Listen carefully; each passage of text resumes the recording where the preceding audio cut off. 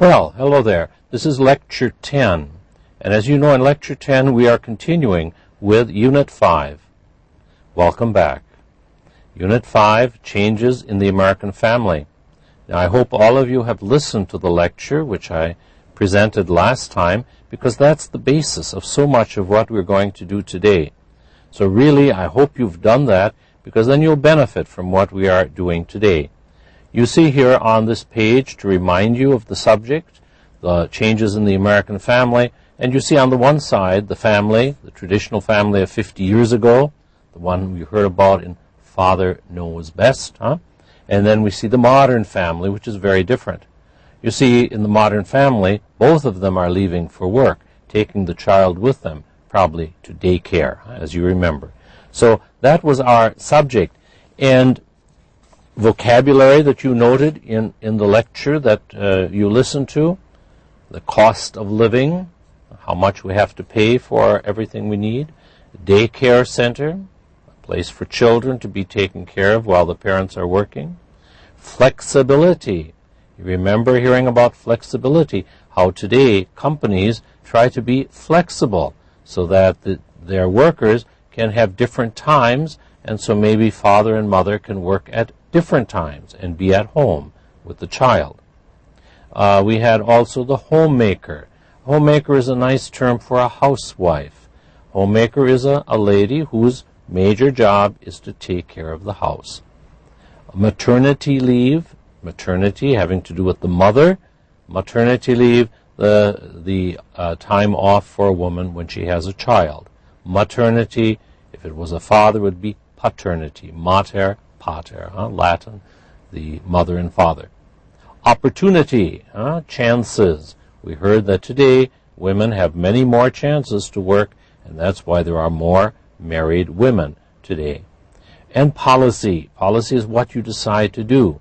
A government has a policy, university has a policy, even a family has a policy, how they decide to do things. The verbs, to benefit, can be also a noun, something that's useful. You heard that many things benefit the workers today. So we heard about flexible time, maternity leave. All of these are benefits, and we can use as a verb, benefit the worker. To afford or not afford. I can afford means I have enough money. Can't afford means I don't. It can be used of money or time. Today, most families can't afford to have only one salary, as we heard in the lecture. Transfer. You remember in the lecture that today, if a father is transferred from one place to another, the company may try to find a job also for the mother, who will have to also transfer. And then volunteer. Volunteer, doing things willingly. Now, in the traditional family, the homemaker, the housewife, had time to do volunteer work, maybe helping at the school, helping at the library, but if she is working, there is no one there to do the volunteer work. And finally, adjective, flexible. We had flexibility, flexible, able to change. So these were all terms. Now, some notes about strategies in note-taking. We had here about taking notes when you hear, for example, for instance, as an example, such as. You are not going to write down all of those words. It would be a waste of time. The standard abbreviation in English for this is E period, G period. If you prefer to put EX dot, that's okay, but remember it could mean so many other things, whereas E period, G period is distinct. Maybe that is an abbreviation you should put into your note-taking vocabulary, E.g. Now we're going to look at some examples of how you would take notes using this information. And here we're going to have some examples. I've already supplied them, and you can see if you'd like to do this on your own, you could check the examples later. For example, we're now going to look at number 1. This is the sentence for which these notes were taken down.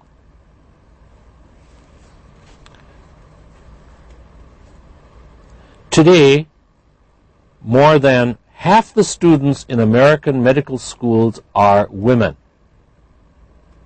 For example, today, more than half the students in American medical schools are women. Notice, e.g., 1/2 med students equal women. Showing you how to get the keywords and use symbols. Notice our symbols here, 1/2, the number, also the equal sign. Let's look at number 2. What you hear is this. Most American homes don't have a full-time homemaker anymore, and that creates new problems for families. Problems like who takes care of babies and old people, who shops, who cooks, who cleans, who volunteers at the children's school, and so on. Now notice again, e.g., for example, who, care babies, old people, who, shop, cook, clean, who, volunteer, school. Notice the e.g. introducing the examples. Number 3, in some countries, companies are required by law to give new parents a paid vacation when they have a new baby. Canada, for instance, has a law like that, but the United States does not. Notice, for example, in Canada, not U.S. Now, I have the technique when I take notes, if it's negative, I like to put an X through it. That's a nice graphic way of indicating something is not true or something does not apply. Remember, when you take notes, you want to be able to come back and see as quickly as possible the various information points that you've taken down. And it's easier to see something graphic than it is to see a word. It takes time to read words, whereas symbols are more easily understood. Now, if you listen to the notes, if you listened to the lecture and took notes, part 1, listen to the first part of the lecture and take notes in the best way you can. If you did that, you should be able to answer these questions. How has the American family changed? Do you remember how it has changed? It's become smaller.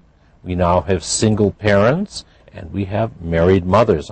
Those are ways in which it has changed. What's the main reason for this change? There were different reasons we were given, and the main reason was need for money, higher cost of living. People need the money. Now that is called general. Those are some general points being made. However, when you take notes, you need to get the general points down. That's usually your framework, but you also want to get those individual points inside that framework. And so we're going to look now at the notes. I'm not going to repeat the lecture. You've listened to it, and you may listen to it again as often as you like. But here's an example of some notes, taking notes on this lecture. Changes in the American family. Typical American family, notice Roman 1, that is our first point. 1950s, father went to work. I put the arrow, goes to work, mother at home, 2 to 3 children. Those are the basic points. Then B, we heard about the changes today. First, smaller. I didn't put family because that's the subject of the lecture, so really you don't need to put that down. Fewer children. 2, more single parent. I didn't put parents because we don't need grammar when we take notes. 1 father, 1 mother. We also have today married mothers. And then we had some stats, some statistics. 1950, 11% married mothers. 2002, 70% married mothers. Now, it might have been a nice idea to put ditto marks there, but I didn't because I knew it referred to the married mothers. Up to you, you have to decide. Reasons. Money needed, 2 salaries needed. Now, also, more, as you see here, they mention also that there is more opportunity. Now, I didn't write out that where I just put opportune, but that was enough for me to know that's opportunities. New professions open to women. Again, 2 women, I just put an arrow, meaning for women. New problems. And here we have what we had in the before. Who take care of babies, grandparents, who shop, cook, clean, volunteer, getting the information down. Then in the second part of the lecture, they talked about some policies, some programs that companies now have to help out regarding this new situation where we no longer have the traditional family. A, paid maternity leave. We heard that in the U.S., 12 weeks, but not always paid. Some paternity leave. In Canada, both maternity and paternity. B, if meaning company transfers worker, company finds job for husband, wife. C, flex time. Flex, we should know flex is flexible. We have organized work hours, so husband, wife at different times, more time for children. D, telecommuting. Tele always means by distance, so commuting, working at home, by phone or by computer. U.S., it says 15% of workers are telecommuting, and it is growing, a growing phenomenon. E, we also have daycare. I didn't put daycare centers. To me, it's clear. Daycare at workplace. So notice that you can visit the child during the day, you can bring it to work, and back together. So again, understanding that in this case, they are able to visit the child during the day and able to bring the child to work and go back with it together. In conclusion, still difficult for mother and father working, more needed. What? More progress, more possibilities. I hope you're getting the idea that when you take notes, you really want to economize, not to take down too many words. Let's go to the discussion of the lecture at the bottom of the page. Number 1, in the U.S., why are more and more mothers in two-parent families working these days?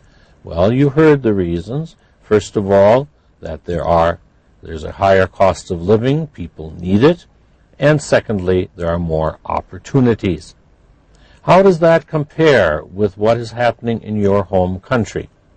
Well, I think if we're talking about Saudi Arabia, certainly this is not so true, but of course it is becoming, to a degree, it is going somewhat in that direction with more ladies working. So some of these phenomena may be pertinent. Number 2, with both mothers and fathers working, what new problems do families in the U.S. have? Well, we heard about that. There's a question of who will do the work around the house, who will take care of the children, who will take care of older people, who will do much of the volunteer work. So the role of the homemaker is gone. Who will take the place of that? Number 3, review the 5 programs and policies that some U.S. businessmen have introduced to help working parents. I think you saw them up above: daycare, flexible hours, flex time as they called it, all of these. For each program or policy, talk about the advantages or disadvantages to workers or to employees. Well, the maternity leave is of great importance to the worker, to his wife, or to the husband, but of course it's a problem for the company, because suddenly there's a worker gone. So that's not always so easy. In terms of number B, of transferring workers, well, this is an extra burden for the company to find work for the other mother or father, the other person who is moving. In terms of C, flex time, that requires more organization on the part of the company, but maybe that's not such a problem. D, telecommuting. Well, of course, you can do the work, but it's not quite the same as having the person on the spot. Sometimes you might want them to be doing things. It's not as easy to do it over the phone. And daycare centers, well, that's an expense for a company, but they may feel it's worth it, and it certainly will be of advantage to the workers. And number 4, why don't all U.S. companies offer these programs to their employees? Well, what do you think? It costs money, It costs time. These are things that are an added burden on the company. So And finally, of the 5 programs and policies, which one would be the most useful for you and your family? Well, that all depends on your circumstances. So you have to think about that yourself. All right, let's go to the next page, which we have here. What would you do? Husband sues wife over housework. Tokyo. A 33-year-old Japanese woman divorced her husband after he demanded that every day she cook him breakfast, iron his pants, and clean the house. The woman worked full-time, but the husband said it was the wife's job to do all the housework. The husband, a 35-year-old public servant, filed a lawsuit demanding that the wife pay him about $38,000 because she did not live up to her end of the marriage arrangement. Well, what do you think about it? I cannot tell you, but that's an interesting modern problem. That was Japan, of course. All right, let's go to part 3. As you know, part 3 is always involved with context. But we're going to begin by looking at linking. You're well aware now, at this point, after doing listening for so many units, both in the first course and this one, that words do not occur alone. When we speak, we're putting words together. And we have a phenomenon called linking. In writing, words are separated by spaces. In speech, words are usually separated by pauses. A pause, we stop. For example, when I address someone, I say, Ahmed, do that. I say, Ahmed, do that. We put a pause between the address, Ahmed, and do that. So I wouldn't say, Ahmed, do that. I say, Ahmed, do that. Okay? Pauses. However, sometimes words don't have pauses between them. The words are linked or connected. Example, please put it in a box. Put it in a box. Put it in a box. Put it in a box is a phrase. We don't pause. We don't say put it in a box. So these are connected. Now, words are linked according to the following rules. In a phrase, when a word ends in a consonant sound and the next word starts with a vowel sound, the 2 words are linked. For example, an eye. Not an eye, an eye. An eye. Huh? Where are, huh? Run out of, no, run out of. Run out of. Huh? That's read as one unit. We just had put it in a box. Huh? Put it in a box. 2, if a word ends in the vowel sound E as in me, A as in say, I as in I, or oi as in boy, and the next word starts with a vowel, the words are linked with the sound E. For example, the end of, huh? Or say it, huh? Say, a, a. These are diphthongs, so say it. My aunt, I, you hear the I in there? Not my aunt, I, you hear the I linking it. Enjoy it, we don't say enjoy it, I it. There's an E linking those sounds. 3, if a word ends in the vowel sounds, oo as in you, o as in show, ow as in how, and the next word starts with a vowel, the words are linked with the sound w. You were late. You hear the w in there? You are late. Show us. Huh? That's why that W ended up on the word there. How are you? Huh? Notice when we say how, there's no W. We ended up writing the W because when it's linked, it becomes how are you? Huh? So notice these. Note, don't try to memorize these rules. If you practice listening, you will do them automatically. They're part of the phonology of English, so you will do them. But it's just to make you aware of this. You have to be aware when you're listening. Okay, we were there. I think we were blacked out for a minute, but we're back in business now. Okay, here we go. Okay, so pronouncing linked phrases. Listen and repeat the linked phrases. Consonant, sound, and vowels. $50 a month. $50 a month. The check is late. Care about. In an apartment. Get a job. That was consonant, sound, and vowel. Now, rule 2, the end of the month. You hear the E in there? People on my own age. Come see us, huh? No way out, way out. The toy is broken. Rule 3, here you'll hear the w, grow up, go on. Who is it? Now it's ready. New art, okay? Do you feel that you hear that? Please try it, get used to it, you'll develop your ear. That's something we say, of course, this is your ear, but when we say we mean your ability, you develop your ear as you listen more carefully. This is a very intensive thing, looking at the sounds, huh? Remember, extensive, intensive, huh? All right, pronouncing sentences. Listen and repeat these sentences. Notice the stress, intonation, linking, reductions, and phrases. I usually get up at 7 a.m., but today my alarm clock didn't go off. Huh? Get up, go off. Huh? You hear the W in there.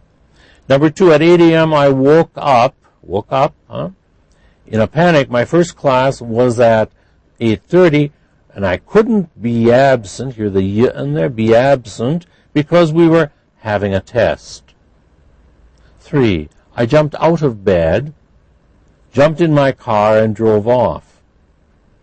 5, luckily I found, luckily I, huh? You hear the E in there? Luckily I found a parking spot, and I made it to class by 8. I was out of breath and sweating. A few people looked at me curiously. Luckily, no one noticed that I wasn't wearing any shoes. Huh? So get used to that. Not something I'm going to test you on, because that's really a matter of speaking. However, you should be aware of it and listen carefully. Now we go on to our contexts. I know you like these contexts, and there will be contexts also on the final exam.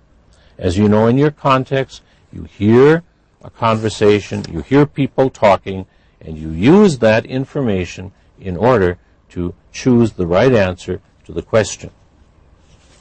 So let's get to work here now on page 115, Conversation 1. Listen to this man and decide which of these he is: a factory worker, a retired person, a landlord, or a fashion model. Conversation 1. Well, I tell you, things get pretty tough by the end of the month. I don't have any pension, just Social Security. That's only $800 a month. Sometimes the check is late, and the rent is due on the 1st of the month. But do you think the landlord cares?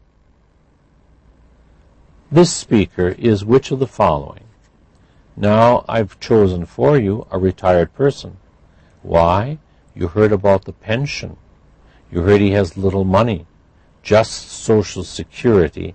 Now that's a cultural thing. In America, Social Security is the money you get from the government after you finish working. But a pension is the same thing from your company. So from that, we understand that he's a retired person, and that's what he is talking about. Let's listen to number 2. Again, we're choosing among kinds of people: the police, her teacher, her friends, her parents. Let's see who she's talking about. Conversation 2. Sometimes I feel like I'm in a prison. Come home by 10. Don't go there. Don't do that. Turn down the music. They treat me like a baby. They have no respect for my privacy.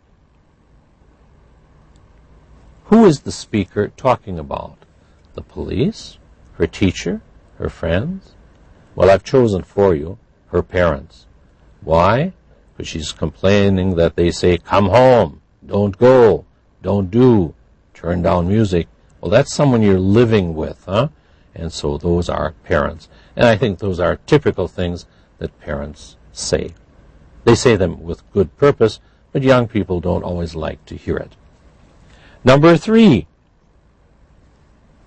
This man is talking, and we want to know where he lives.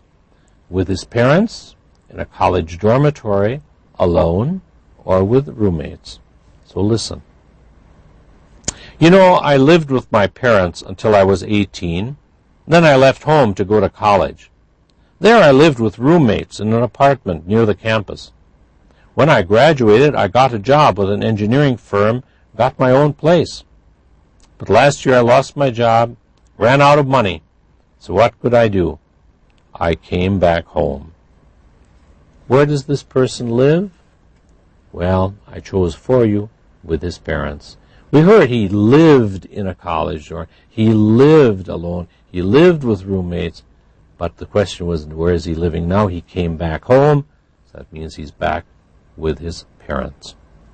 And finally, number 4. After I broke my hip, it was too hard to go on living by myself. I tried living with my son and his family for a while, but their house was too small and noisy. I wanted my privacy. So I came here. And you know, it isn't bad.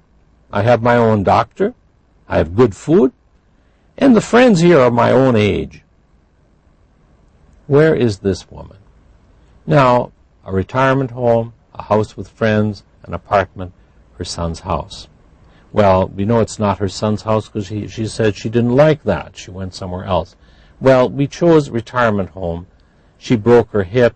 She wants privacy. Now she has her own doctor, doesn't complain about the food. So it must be someplace that's organized, and so we're going to choose a retirement home. That is the best choice. Now on the next page of your unit, we have here some discussing lifestyles. Do you know any people like those in the recording? Meaning someone who's retired, someone who's come back to live with their parents, someone who's gone to live in a retirement home. It depends on your circumstances whether you do. If yes, tell about their lifestyles and their problems or difficulties. Tell about the following and answer the questions below. A retired man living on Social Security. Well, that was the first one we had. The second was a teenage girl who feels that her parents treat her like a baby. That was our second example. Next, a young man who lost his job and moved back with his parents or to his parents' house. And finally, an elderly person living in a retirement home.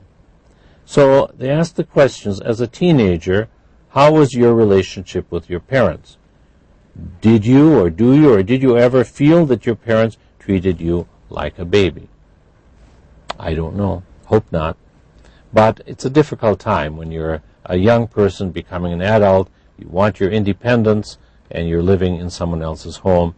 So maybe you did. I don't know. Next question. In your opinion, is it the government's responsibility to take care of people when they retire? If not, whose responsibility is it? Well, if it's not the government's responsibility, probably it's going to be the responsibility of the family, huh? And that was the original idea of personal care, and probably is true to a great degree here. All right, now we come to the last part of this unit. It's our real-world task. I'm not going to put these on your exam, but they're nice for practice, huh? Real-world task using numbers, percentages, and graphs. Now, you need these numbers when you have these lectures. You need to take notes. In this section, you are going to complete to compare lifestyles in different countries. In Chapter 2, page 38, you practice taking notes on statistics. Review the vocabulary from that page. In this section, you will continue learning how to talk about numbers and percentages. Before you listen, numbers and percentages. Read the following sentences with numbers and percentages. Pay close attention to prepositions. 75% of U.S. women are married by age 30. Of U.S. women. By age 30, 75% of women in the United States have been married. Again, of. Notice if you're taking notes, it's not enough to put 75%. We have to know what we're talking about. 75% of women, 75% of men, 75% of children. It makes a difference. 3. By 2020, the percentage of elderly people in Japan will go from 19% to 25%. Here we had of, but again, from to. Very important indicators if you're taking notes. The lowest to the final. Often from to, from the beginning to end. Number 4, the number of unmarried Korean women in their 30s rose from 0.5% to 10.7%. Again, from to. 5, China's divorce rate went up by 21.2% in 2004. By. When we give the rate, we indicate the amount. He increased his income by 50%, the amount. Number 6, the number of children declined to 1.6 per family. 2, declined 2. So all of these prepositions are important indicators with the numbers. Pre-listening discussion. Discuss the following questions about your community. In the last 50 years, has the number of working women increased, decreased, or stayed the same? Well, I think it'll be true here, as in most of the world, that the numbers have increased, and probably to a great degree. Number 2, is the divorce rate increasing or decreasing? This I could not say. This varies from one part of the world to the other. And number 3, with whom do older people usually live? Well, this is a traditional society, so usually they would be living with their family. I don't think we have retirement homes here. All right, let's go now to our task. Our task. Now, graphic organizer. We talk about graphic means using pictures. Now, here it's going to be the line graph. You see that graph below there? That's a line graph. And we call it a line graph because we have the points here. See the coordinates? But we mark them with lines, and then we can see the development. You see how here it's very clear we have an upward development. And we're going to see how we would fill in these graphs. Completing the line graphs. Here are the 3 incomplete line graphs. Listen to the information and complete the graphs. The first item is done for you. I've actually done it for you. Please follow along. Graph number 1. Graph 1 gives statistics on American women in the U.S. labor force. In 1960, 37.8% of women had jobs.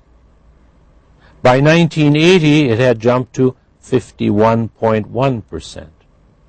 In 1990, it was 57.5%. And in 2003, 61% of American women were working. Now, during that exercise, if you took down the respective numbers, and they were 37.8, went up to 51.1, 57.5, 61, and we connect them with a line, we see a clear development. Of course, we see a great development here, less development here, less. So the increase is becoming less, but there is a continuous increase. Let's go to our next set of graphs. This is about the divorce rate in the United States between 1960 and 2003. As you can see, this is a bit different. Graph 2 shows the divorce rate in the United States in 1960. The divorce rate was just 2.2%, 2.2, per 1,000. 2.2 per 1,000. In 1970, it rose to 3.5. In 1980, it jumped to 5.2. However, it declined in 1990 to 4.7. In 2003, it declined even more to 3.8 per 1,000 people. So here we have a different situation where we took down the various values, 2.2, then we had the increase to 3.5, jumping to 5.2, but then we have a decline, going here 4.7, 3.8. So this line graph nicely shows this development. Now we come to graph number 3. Now graph number 3 is more complicated because we have both X and O. Why? This is about people over age 65 who lived alone. This is 1970 to 2000. Why do we have 2 sets of points? Because we want to compare men and women. They're different. And so notice the instructions were that you use an O, this is the men, and an X to indicate the women. So on one graph, we have 2 indicators. This is the text that you would hear. Graph 3 presents information on people over age 65. In 1970, 35.9% of elderly women lived alone. By comparison, 10.8% of elderly men lived alone. So notice we have two different values here, men 10.8 and women much higher at 35.9. Big differential. Let's move now to 1980. In 1980, the percentage was 31.9 for women and 8.1 for men. So here we have the two values. Notice they both went down, and so we have a similar movement. In 1990, 51.8% of women lived alone, compared to 21.5% for men. Again, we have the two values. They both move, but notice a greater movement for the women. And finally, in 2000, 40% of women lived alone, whereas 17% of men were living by themselves. So what we can see from this line graph, when we connect them, we have similar movement. The general movement is the same, but the degree is different. But we would say generally the same movement. We notice here in 1990 a much sharper increase for women. So that's again taking down information. After you listen, talking about statistics. Write five true or false statements based on the information in the graphs. Well, if we look at them, we could take a particular amount and say 41.1% of men lived alone in such a year. So the graphs are very useful. So if we look back here and we look at this one and we want to make a statement, we would look at the graph and we would say, here, that in 1990, 51.1% of the women were living alone. So we can develop our various statements. Discuss your answers. Are you surprised by the information you learned from the graphs? Well, you may be. Maybe just surprised how many men and women live alone in the United States. You may be surprised that the divorce rate went up and then came down. So these might be of interest. Now, talk it over. Comparing lifestyles in different countries. The charts on page 121 and 122 are from the World Fact Book. They contain information about lifestyles in different countries. However, the charts are not complete. Work in groups of 3. Each student should look at one chart, take turns. Well, I'm sorry we can't do that, but you might like to compare your experience, what you think about your country, compared to those that we have seen. Now, you have some interesting information here at the end of the unit. I just want to direct your attention to it. This is what they were talking about. Here we have different countries. We have the number of children, per woman. Let me get this down here. Sorry, you can't see that well. Okay. Here we have the country, number of children, life expectancy, number of TV sets per person, and per capita. Now, you might see some interesting trends. You'll see that generally where you have a high income, you have a lower number of children. Generally, you have a high income. You also have a higher life expectancy. There are certain correlations. You might be interested in looking at your own country, here Saudi Arabia or Egypt, if they apply to you. You may find that interesting. And speaking of interesting, I hope you found this unit interesting, some interesting facts about changing lifestyles, especially about the American family. All right, that ends our work on this unit, Unit 5, and now we're going to start next time on the final unit, and that will be Unit 6. Thank you.